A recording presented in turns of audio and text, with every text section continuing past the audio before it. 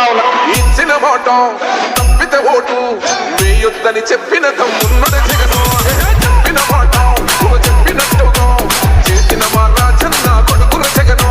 ఏ కష్టం రావద్దని పేద గుండెకు ప్రతి పథకం పంపిండుర గడప గడపకు. పులి గడపలో పులి పుట్టినట్టే పుట్టిండురా. జెండలు జత కట్టడమే మీ ఎజెండా, జన గుండెల గుడి కట్టడమే జగను ఎజెండా.